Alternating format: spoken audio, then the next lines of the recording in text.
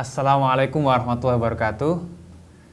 Eh, Pemirsa sekalian, jamaah sekalian ya, atau ikhwah sekalian, bapak, ibu, ayah, bunda, teman-teman semua, adik semua yang dirahmati Allah. Alhamdulillah pada kesempatan malam hari ini, sebagaimana yang sudah disampaikan tadi, kita akan bareng-bareng Mas Edgar Hamas, Ustadz Edgar Hamas, untuk keliling Madinah. Kita tahu kaum muslimin dianugerahi Allah dengan 3 kota sucinya, tanah sucinya, tanah mulianya, tanah haramnya. 1 Al-Makkah Mukarramah, 2 Al-Madinah Munawwarah, yang ketiga Baitul Maqdis di Al-Quds sana Palestina. Nah, kali ini alhamdulillah sudah hadir bersama kita Ustadz Edgar Hamas. Beliau adalah penulis buku-buku Proyomedia dan kali ini akan membedah buku yang sudah terbit ketiga kalinya. Yang pertama dulu untuk kalian yang rindu perubahan, yang kedua belajar dari negeri para nabi tentang Mesir dan sekitarnya. Kali ini Ustadz Edgar akan menyampaikan ada apa dengan Madinah ya. Kalau kita tajukkan keliling Madinah bersama Edgar Hamas. Baik, untuk mengefektifkan waktu, kiranya sudah semakin larut, mari kita awali kajian ini dengan bacaan basmalah. Bismillahirrahmanirrahim.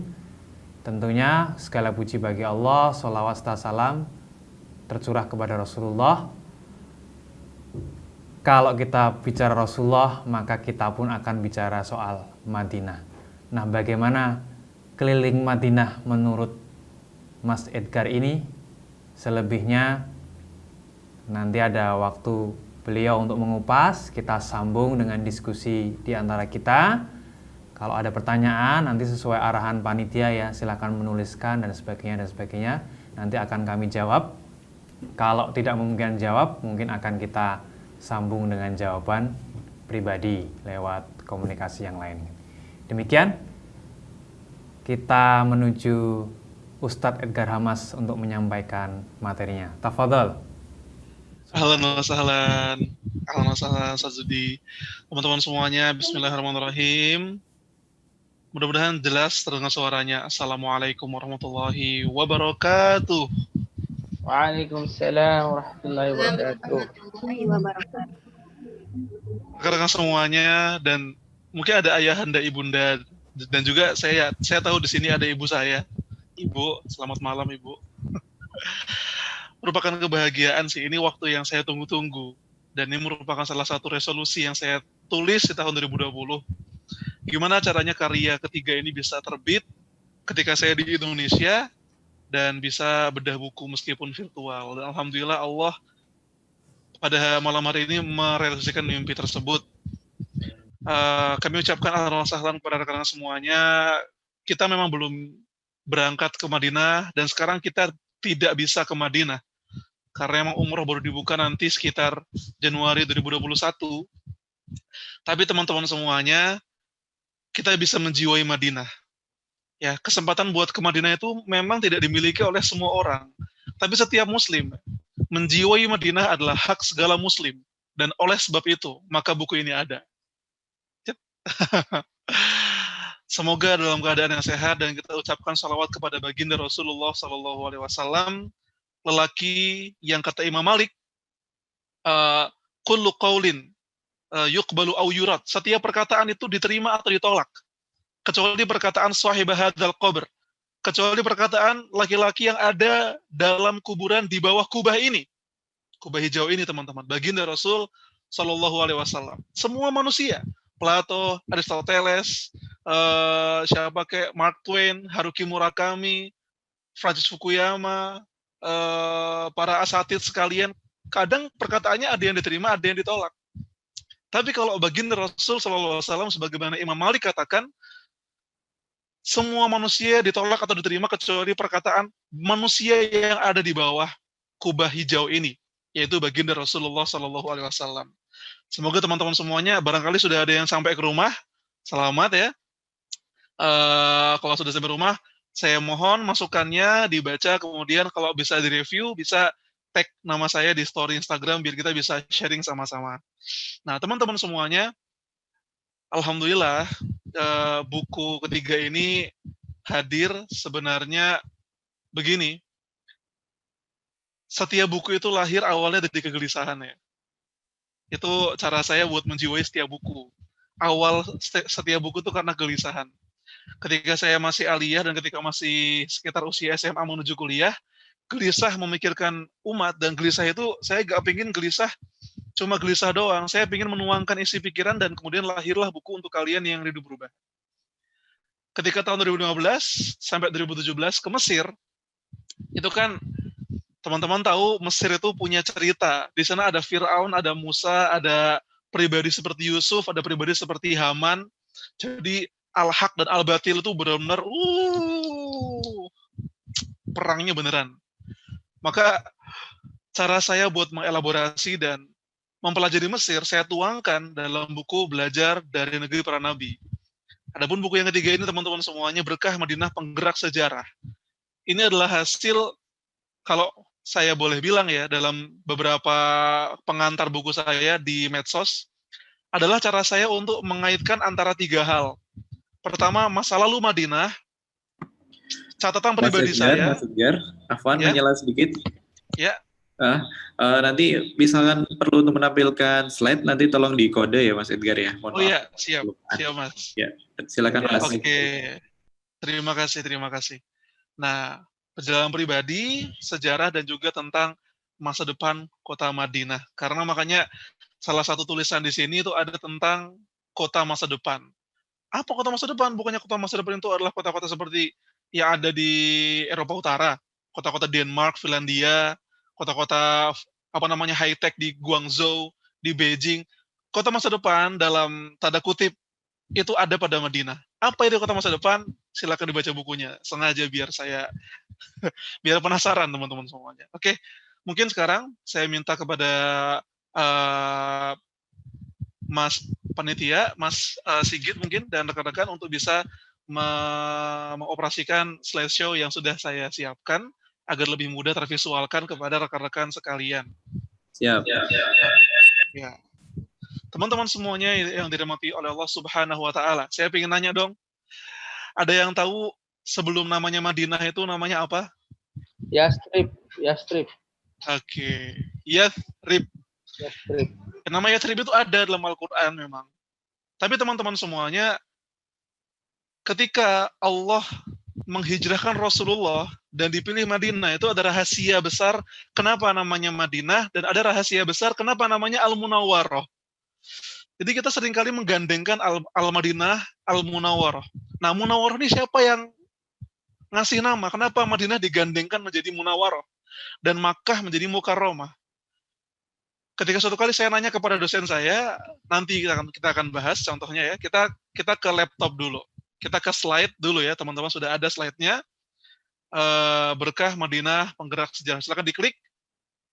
Nah, teman-teman semuanya, mari melihat Madinah dengan sudut pandang yang hidup, menyambungkan sejarah, realitas, dan masa depan yang berkumpul di awan Madinah, di bukit Madinah, dan di lembahnya. Saya setuju, sepakat dengan layout yang dipilih oleh penerbit, yaitu logo Qubbatul Khadra sebagai simbol Madinah. Kubah hijau. Sebab ketika dihidangkan logo Qubbatul Khadra, gambar kubah hijau ini, orang kemudian akan langsung terpersepsikan dengan Madinah. Meskipun kubah hijau ini baru dicat hijau ya sekitar abad 19 atau abad 18 kalau tidak salah. Namun begitu teman-teman semuanya, kubah ini menyimpan sejuta cerita. Kalau kita kemudian, pasti banyak, saya yakin, mungkin beberapa teman-teman di sini ada yang ngeprint gambar Masjid Nabawi, ditempel di ruang tamu, ada kubah hijaunya. Karena Madinah tanpa kubah hijau itu kurang kerasa Madinahnya kan. Madinah itu baru kerasa simbolnya ketika ada kubah hijaunya. Makanya di mana-mana pasti ada kubah hijau di Madinah. Oke, next. Afwan Bang, slide-nya belum kelihatan di sini. Oh ya, ini slide-nya ada di salah satu salah satu peserta di sini di Proyumedia, bisa dilihat di Proyumedia. Kemudian diklik ya. Rekan-rekan semuanya, wa ahibati fillah, para pemirsa sekalian, salah satu inspirasi terbesar kenapa karya ini dimulai, karya buku penggerak Berkah Madinah Penggerak Sejarah dimulai. Jadi teman-teman semuanya, Imam Bukhari dalam sahihnya itu ada sebuah bab khusus. Bab itu bernama Fadail Al-Madinah, bab keutamaan Madinah. Banyak banget hadis yang menjelaskan tentang betapa utamanya kota Madinah dibanding yang lain. Nanti, makanya dalam buku ini sebagian itu sebenarnya mengiris apa ya? Menjabarkan makna yang lebih spesifik tentang hadis-hadis keutamaan Madinah. Ya. Nah, hadis ini entah bagaimana itu benar-benar masuk banget ke rongga jiwa saya untuk menyadari bahwa Madinah ini bukan sembarang kota. Madinah itu bukan tentang tanahnya saja.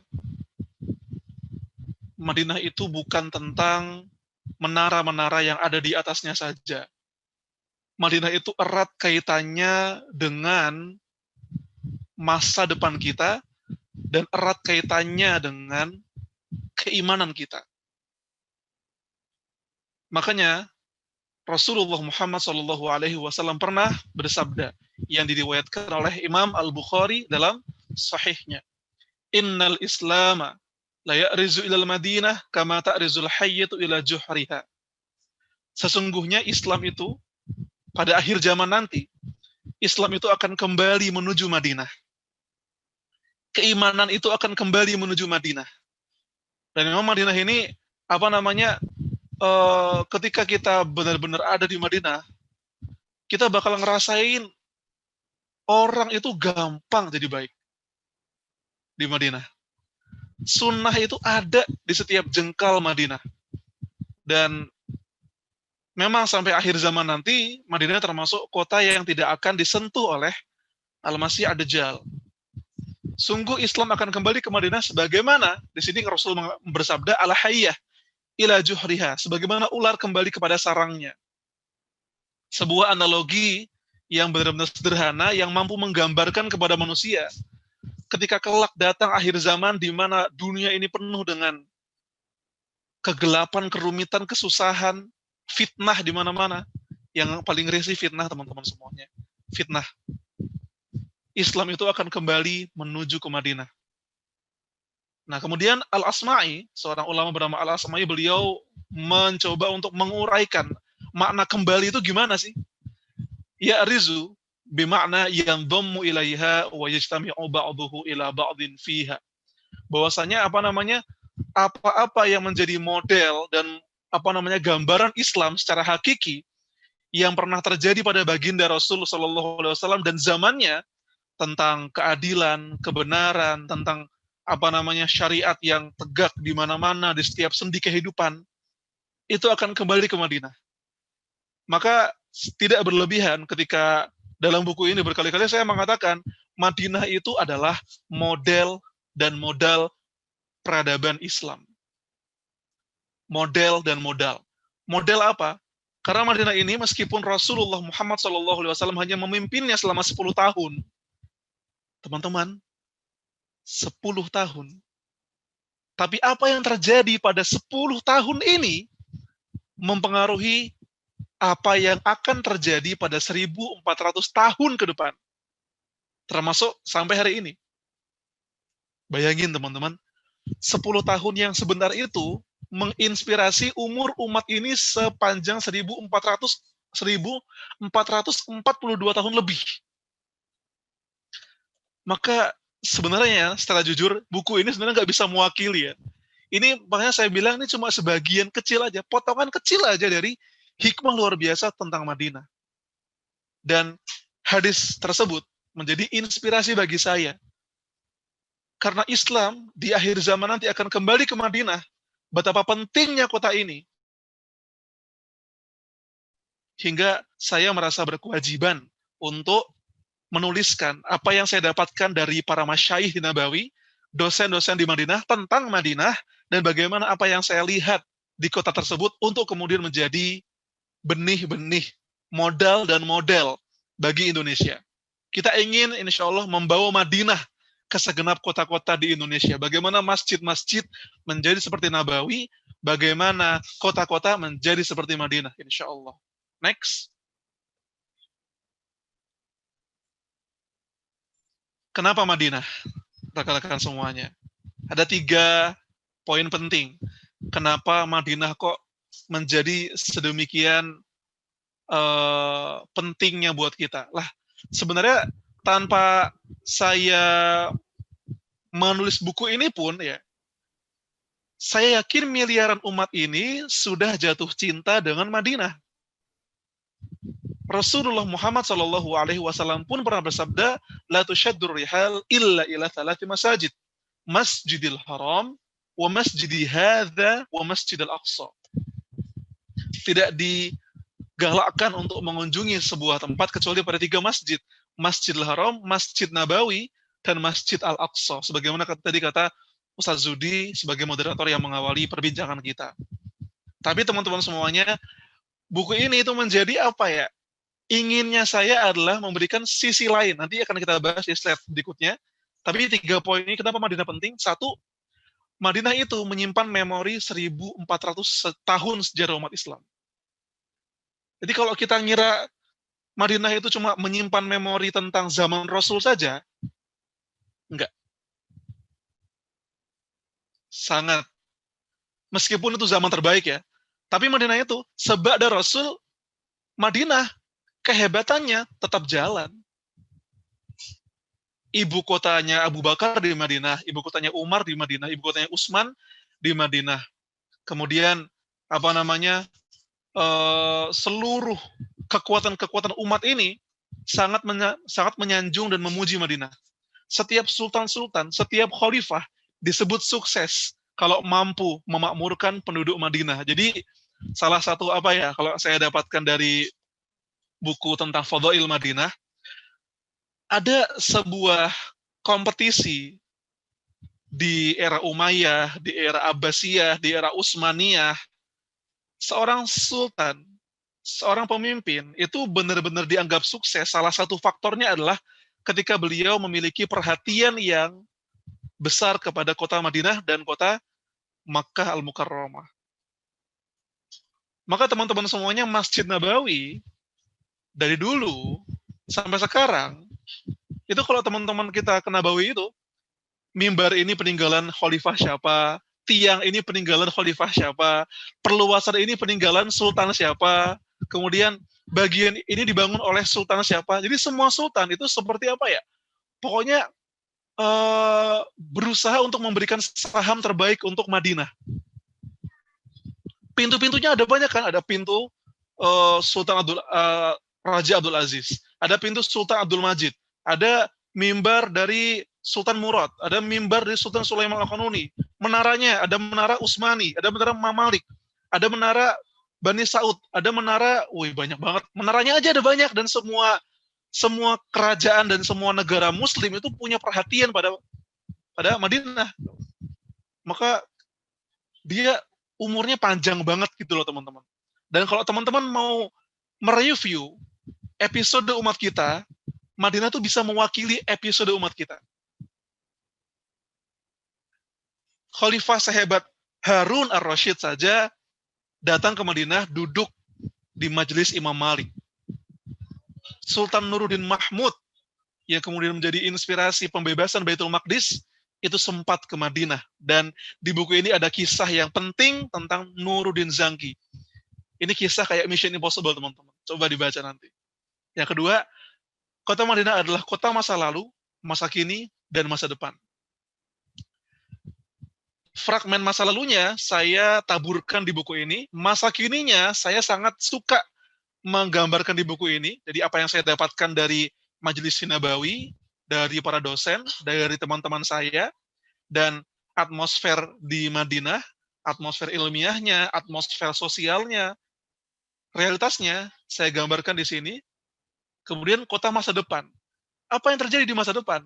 Apa hubungan Madinah dengan Masjid Al-Aqsa? Ada. Apa hubungan Madinah dengan kemudian kedatangan Al-Masih Ad-Dajjal? Kenapa Dajjal tidak bisa masuk? Dan bagaimana hadis Rasulullah Muhammad SAW yang menggambarkan kota Madinah di masa depan? Itu saya taburkan di sini. Bagaimana keadaan Arab di masa depan? Ada di sini. Yang ketiga, Madinah adalah model dan pilot project peradaban Islam sedunia. Yang saya sampaikan tadi di awal. Tidaklah Muhammad Al-Fatih membebaskan Konstantinopel, kecuali pasti beliau meniru apa yang terjadi dan dilakukan Rasul di Madinah. Tidaklah Thauriq bin Ziyad membebaskan Andalusia, kecuali pasti inspirasinya ada pada Madinah. Tidaklah Muhammad bin Qasim Al-Thaqafi membebaskan Sind dan Multan, gerbang Pakistan, kecuali pasti inspirasinya dari Madinah. Jadi teman-teman semuanya, sebelum kita kenal Utsmani, sebelum kita kenal Andalusia, sebelum kita kenal Ghaznawi, kita kenal Sisilia, kita kenal Mansa Musa, keywordnya ada di Madinah. Maka saya sering bilang kepada teman-teman dalam sebuah kajian, jadilah teman-teman tangan pertama. Jadi sebelum kita membahas tentang Al-Fatih dengan kehebatannya, membahas Salahuddin dengan kekokohannya, membahas Thauriq dengan keuletannya, nama-nama itu, teman-teman semuanya, itu meniru dan meneladani apa yang terjadi pada Madinah Al-Munawwarah. Termasuk yang lagi viral kan, Ertugrul, Osman, Sultan Abdul Hamid, semuanya modelnya ya Madinah Al-Munawwarah. Ya kan? Maka dia jadi pilot project. Saya bilang pilot project dan model. Kita kan pingin menciptakan masa depan yang baik. Indonesia kan kita ingin menjadi Indonesia yang apa teman-teman? Madani. Kata-kata madani saja itu kan nyontoh Madinah gitu loh. Indonesia yang madani. Kita sering bilang kita ingin menciptakan peradaban yang madani. Madani itu kan nisbah ke Madinah gitu loh. Artinya ketika seseorang bilang kita ingin menciptakan peradaban madani, itu tandanya dia ingin menjadikan model Madinah di masa Rasul itu menjadi model yang membentang di peradaban dan negara masyarakat yang dia inginkan. Makanya madani. Alaysa kadzalik? Next. Nah, ini sedikit cerita di balik nama Berkah Madinah Penggerak Sejarah. Awalnya namanya bukan ini. Namun kemudian saya bersama mentor saya, Ustadz Zudi, kita mencari-cari nama yang paling tepat untuk buku ini. Ternyata asasnya kita ingin tabaruk, mencari keberkahan dalam ruas-ruas Madinah, makanya ada kata berkah. Dan yang kedua ada kata Madinah, ya karena yang kita bahas adalah Madinah, jelas. Kalau yang pertama, kenapa namanya berkah? Karena kita pingin, meskipun kita kagak di Madinah, kita ingin mencari berkah dari Madinah. Kenapa kata kedua Madinah? Karena ini membahas Madinah. Kenapa kata ketiga adalah penggerak sejarah? Kenapa penggerak sejarah? Kok namanya agak unik? Banyak orang bilang kayak gitu. Kenapa kok penggerak sejarah? Sejarah itu kan sudah terjadi. Kenapa dia digerakkan? Gitu kan, barangkali ada yang nanya. Kalau belum nanya ya mungkin supaya terlintas, saya kasih tahu aja duluan. Yang saya maksud dan saya inginkan dari makna penggerak sejarah adalah, sudah saya sampaikan di awal tadi, Madinah itu 10 tahun saja dipimpin Rasul. Sejak 1 Hijriah sampai kemudian beliau wafat. Namun, apa yang terjadi di masa Rasulullah Muhammad SAW ini selama 10 tahun kepemimpinan beliau, dia menggerakkan sejarah selanjutnya. Itu yang saya maksud. Dia menggerakkan apa yang terjadi pada Utsmani, apa yang terjadi pada Umayyah, Abbasiyah, Andalusia. Gerakannya, generatornya, Madinah Al-Munawwarah. Begitu. Next. Nah, ini adalah 4 hal yang menurut saya Ini yang membedakan buku ini dengan yang lain. Sebenarnya teman-teman, to be honest, hakikatan, buku yang membahas tentang sejarah Madinah itu sangat banyak kan. Pasti banyak. Sirah Nabawiyah kan pasti bahas Madinah. Gak mungkin enggak. Teman-teman baca sirah Safiyur Rahman Al-Mubarakfuri, sirahnya Syekh Ramadan Al-Buti, sirah Ibnu Hisham, sirah Ibnu Ishaq, sirahnya Dr. Akram Dia Al-Umari, semua sirah Nabawiyah itu pasti ngebahas Madinah. Lah kok ini ada orang, bukan orang Arab, masih kuliah di Madinah, tahu-tahu ngebahas buku tentang Madinah. Udah ada yang nulis, bro. Ngapain nulis buku Madinah? Nah, maka dari itu teman-teman semuanya, sejak di pengantarnya saya udah bilang, kalau ngebahas buku Madinah, tentang Madinah, itu saya yakin sudah ada yang membahas. Banyak. Bahkan ketika saya ke Madinah, saya beli buku Fadail Al-Madinah wal Masjid An-Nabawi. Keutamaan Madinah dan Masjid Nabawi. Dah. Gak perlu saya buat buku sebenarnya. Kalau misalkan hanya ingin membahas tentang sejarah Rasul dan keutamaan Madinah dalam hadis. Sudah ada banyak. Namun ada hal-hal, ruang kosong yang ingin rasanya saya isi. Dia celah-celah yang ingin saya isi. Satu, sisi lain, sirah Nabawiyah. Orang tahu Rasulullah ini hijrah ke Madinah. Tapi belum banyak yang tahu bahwa ada hikmah besar. Kenapa yang dipilih kok Madinah? Apa hikmahnya? Baca bukunya. Orang tahu bahwa di Madinah itu Rasulullah menemui komunitas Yahudi. Tapi nggak banyak yang tahu kenapa bisa ada Yahudi di situ. Kenapa bisa ada Yahudi? Ada di bukunya. Orang itu tahu bahwa yang menyambut Rasulullah ke Madinah namanya kaum Ansor. Tapi nggak banyak yang tahu bahwa saat itu Ansor itu seakan-akan sudah disetting oleh Allah sedemikian rupa untuk mampu menyambut Rasul Shallallahu Alaihi Wasallam. Kondisi demografinya, kondisi psikologis masyarakatnya, kondisi geografis Madinahnya. Orang tahu Rasul hijrah ke Madinah, tapi nggak banyak yang tahu bahwa sebelumnya Rasul tidak mengira bahwa beliau akan hijrah ke Madinah. Rasul memikirkannya Rasul akan hijrah ke dua tempat, antara ke Yamamah atau ke sebuah tempat namanya Hajar. Ternyata ke Madinah. Rahasianya saya ingin sampaikan dan sudah saya tuliskan di buku ini. Sisi lain, sirah Nabawiyah. Yang kedua, pengalaman pribadi dengan penduduk Madinah.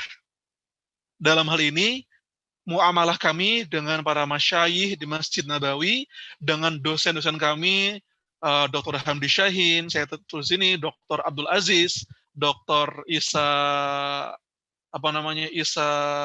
Al-Ayyad, kemudian orang-orang Madinah yang benar-benar tahu tentang Madinah gitu loh. Karena banyak yang datang ke Madinah, banyak nggak? Banyak.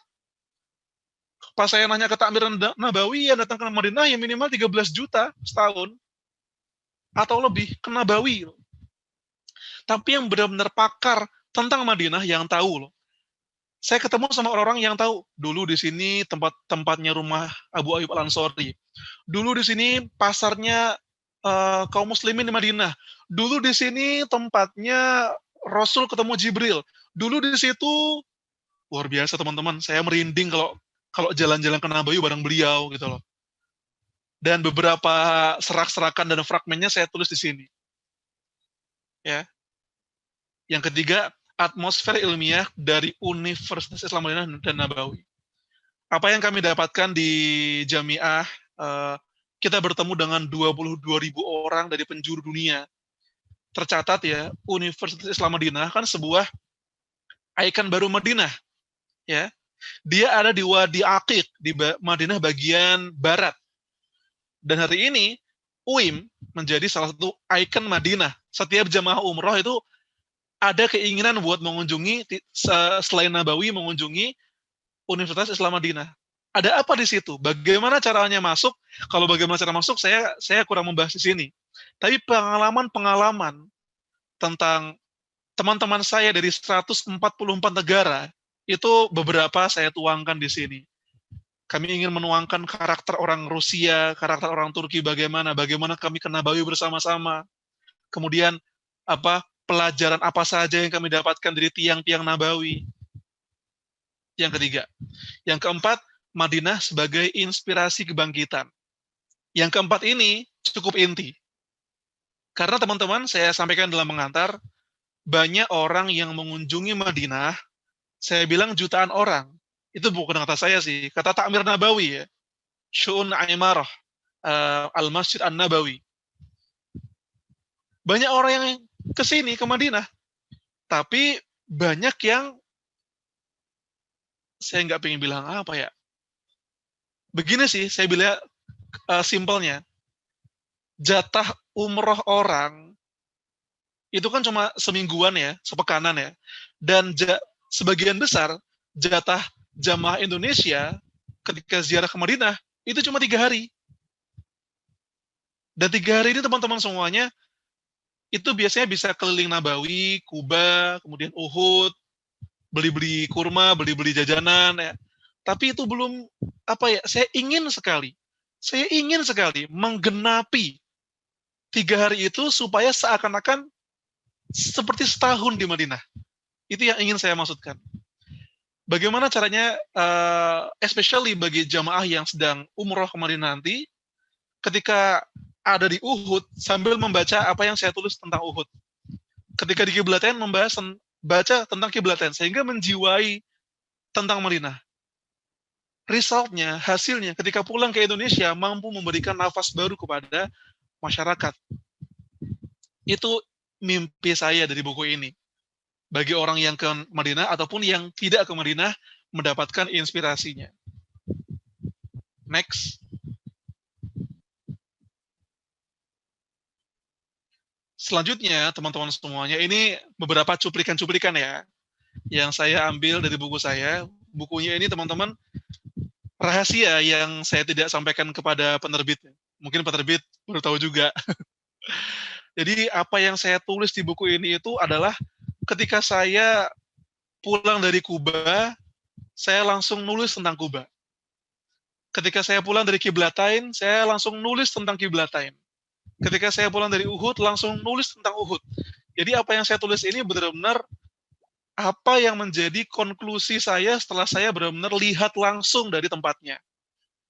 Sehingga mudah-mudahan bahasa yang disampaikan dan pesan yang sampai kepada teman-teman pembaca itu pesan sebagaimana saya merasakannya ketika saya baru pulang dari sebuah tempat penting dalam sejarah Islam itu.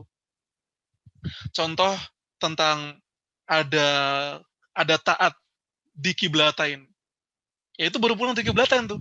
Baru meresapi, ya Allah, kok bisa ya ada orang yang taat sekali gitu loh. Tahu kan teman-teman, Kiblatain itu kan masjid yang sejarahnya ada sahabat yang sholat menghadap ke Al-Aqsa, kemudian ada seorang yang berteriak, wahai sahabat Bani Salimah, sesungguhnya aku baru saja pulang dari Nabawi dan aku mendengar dan aku melihat Rasulullah itu sholatnya sudah menghadap ke Ka'bah.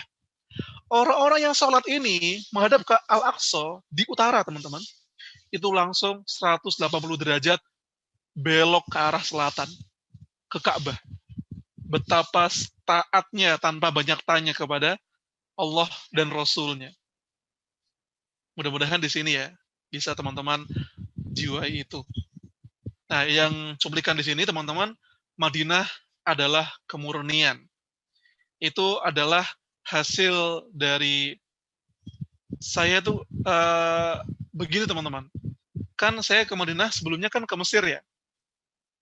Di Mesir itu, di Kairo contohnya, Kairo itu tuh betapa mewahnya Kairo karena dia adalah akumulasi dari arsitektur Paris, arsitektur Italia, dan kemegahan Romawi itu ada di Kairo. Makanya abad 19 itu Kairo sempat mendapatkan piala terbaik kota paling indah sedunia. Kairo pernah dapat itu. Dari Kairo, saya pindah ke Madinah. Di Madinah, teman-teman semuanya, pemukiman penduduk itu banyak yang sederhana sekali. Sederhana bentuk rumahnya, tidak begitu tinggi. Seakan-akan memang Madinah ya seperti ini. Sederhana, simple, murni, tidak bermewah-mewahan. Coba kalau teman-teman, mudah-mudahan yang di sini ya Allah, mudah-mudahan yang melihat ini, yang menonton ini, dan ada di sini, kita bisa ziarah sama-sama di Madinah dan melihat bahwa penduduk Madinah itu, bagi saya pribadi, mencerminkan kesederhanaan dan kemurnian yang memang diajarkan oleh baginda Rasul Shallallahu Alaihi Wasallam. Maka teman-teman lihat di gambar di slide ini, teman-teman bisa menyimpulkan kan di bagian seberangnya masjid itu ada hotel, teman-teman. Bisa lihat nggak? Jadi Nabawi, di sampingnya Nabawi itu ada hotel. Tahu nggak teman-teman? Hotel, rumah di Madinah itu tidak boleh lebih tinggi dari menara. Jadi hotel-hotel yang ada di samping-samping Nabawi itu tidak boleh lebih tinggi dari menara Masjid Nabawi. Apa ya? Bagi saya yang melihatnya itu ketika dibandingkan dengan Kairo yang flatnya tinggi-tinggi sekali, 5 lantai, 6 lantai lah, kemudian membuat gedung-gedung yang tinggi. Ketika sampai ke Madinah, Masya Allah, ada al-basato, ada kemurnian di sini gitu loh. Makanya saya tulis murni adalah kata yang menjawab tanda tanya besar saya selama bertahun-tahun mendeskripsikan Madinah. Apa kira-kira kata yang paling tepat gitu? Ternyata murni, sofiyun, sofaun. Kalau mewah itu milik Paris dan Madrid misalkan. Kalau angkuh itu, angkuh dalam artian apa ya, mentereng gitu ya, bukan angkuh, nggak bener ya, mentereng. Itu milik Dubai dan Guangzhou, maka Madinah itu murni. Kalau memang saya bisa pengen buat rumah yang sederhana, kenapa harus tinggi-tinggi gitu loh? Kalau memang saya ingin hidup yang biasa-biasa saja, kenapa saya harus ya-ya-oh kalau kata orang Jawa? Makanya teman-teman, makanan di Masjid Nabawi, sekaya apapun orang, sehebat apapun orang, ya makanan di Nabawi itu ya kalau nggak kurma, roti tawar, udah air zam-zam, itu makanan terbaik. Mau sekaya apapun yang punya, kan di Madinah itu kan di Nabawi ada semacam booth untuk buka puasa. Setiap dermawan punya satu soft buat buka puasa. Tapi uniknya adalah Dewan Takmir Nabawi itu seperti membuat sebuah prasyarat dan SOP, standar operasional prosedur. Kalau memang Anda ingin membuat gelaran berbuka puasa di Nabawi, maka makanannya roti tawar. Kemudian ada kurmanya boleh apa saja sih. Saya lihat ada banyak, ada kurma muda, ada kurma ajwa beberapa, ada kurma sukari, airnya air zam-zam. Kadang ada beberapa sufroh atau gelaran buka puasa yang ada zabadinya. Yogurt. Jadi makan roti tawar, campur kurma, diolesin ke yogurt, diminum, geleg-geleg sama air zam-zam, waduh mantap luar biasa.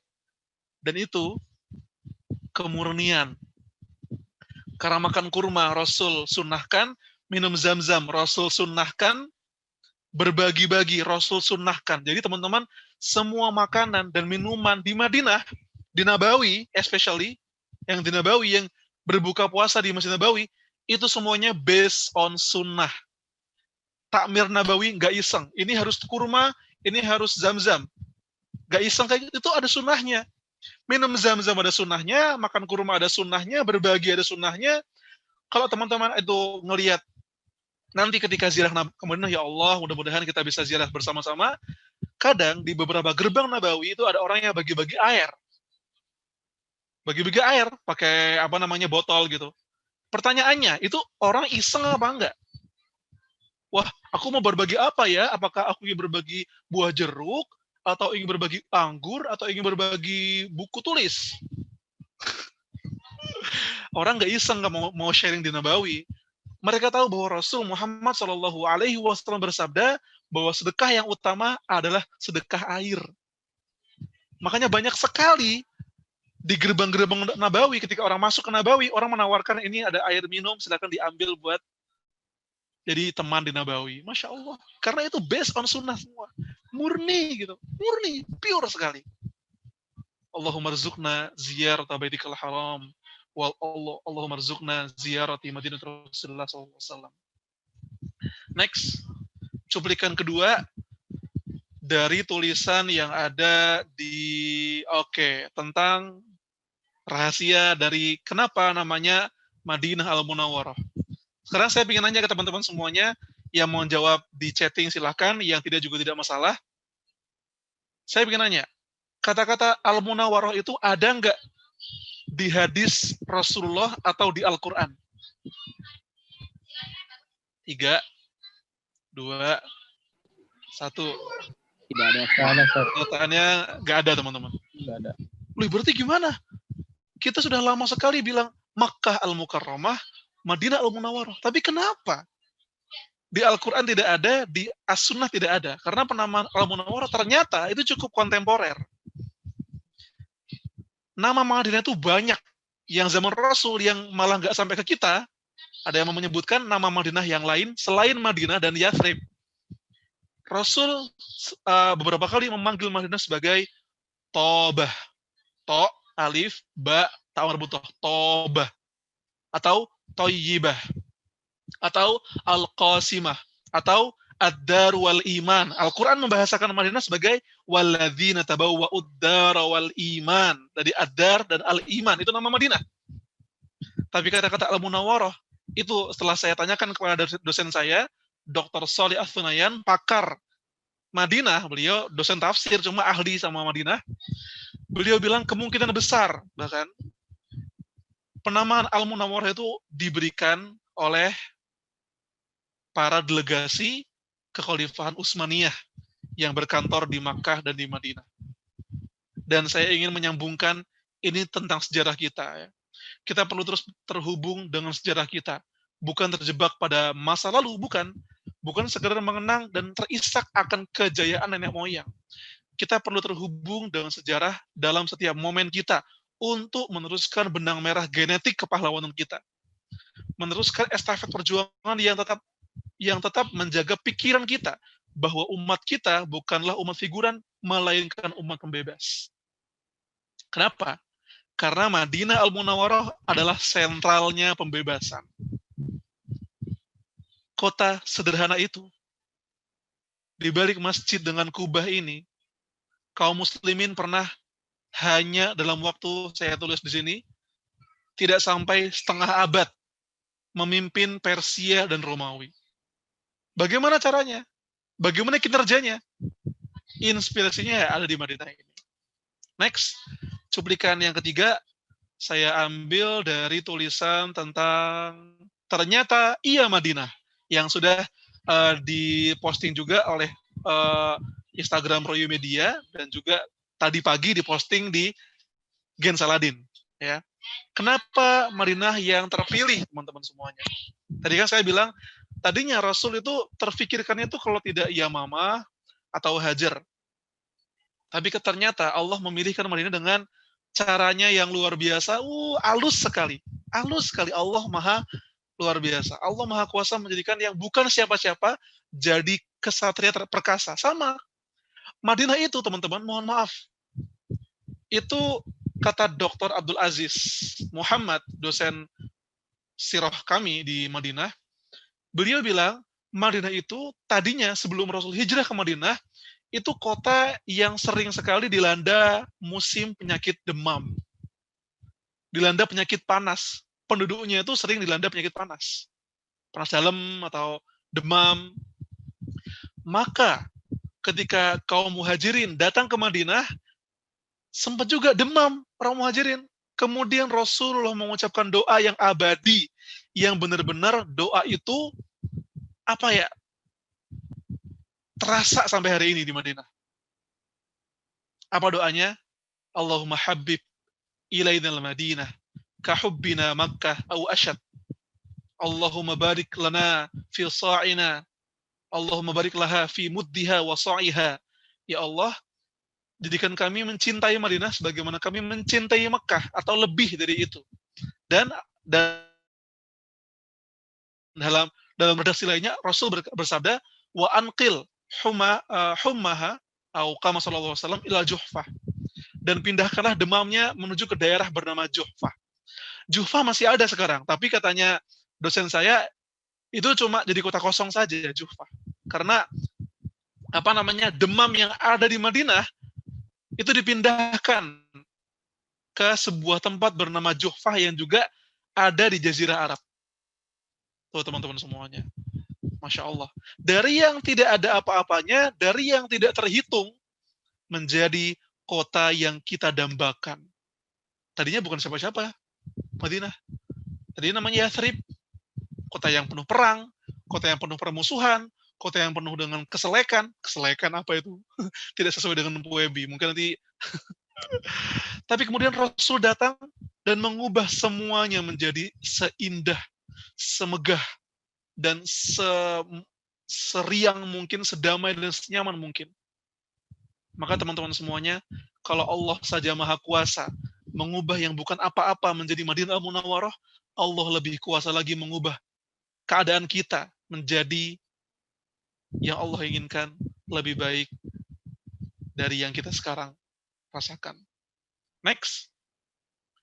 Cuplikan yang terakhir, teman-teman. Saya kira terakhir, saya ingat saya. Lebih dekat dengan situs-situs Madinah. Jadi di buku ini, teman-teman semuanya, ada beberapa situs-situs di kota Madinah yang saya coba untuk tadaburi dan saya bedah. Termasuk salah satunya pemakaman Baqi'. Bukan Baqi', tapi Baqi'ul Gharqad. Entah hingga kini sudah berapa ratus ribu manusia yang dimakamkan di sana. Telah banyak ulama dan pejuang yang wafat dan berwasiat untuk dikebumikan di Baqi', seperti Imam Malik bin Anas, Khalifah Abdul Majid, Syekhul Azhar Muhammad Said At-Tantawi, hingga Imam Syamil, mujahid dari Kaukasus. Jadi teman-teman semuanya, Masya Allah, ketika ingat Baqi', teman-teman, saya ingat hadis Rasulullah Muhammad SAW, man yastati' ayyamut fil Madinah falyaf'al. Siapa yang bisa mati, wafat di Madinah, hendaklah dia melakukannya. Ya Rahman. Ya Rahman. Karena apa teman-teman semuanya? Fadhailnya luar biasa. Rasulullah ini ketika beliau masih hidup, beliau ini secara frekuentif mengunjungi pemakaman Baqi', mendoakan sahabat-sahabatnya. Dan seluruh penduduk Baqi' sebada itu. Istri-istri Rasul dimakamkan di Baqi'. Khalifah Uthman bin Affan dimakamkan di Baqi'. Abdurrahman bin Auf, Sa'ad bin Abi Waqqas dimakamkan di Baqi'. Kamu bayangkan teman-teman, kamu bayangkan aja ketika beberapa teman-teman saya, qadarullah, teman-teman kampus, wafat di Madinah. Disolatkan di Masjid Nabawi oleh ribuan orang.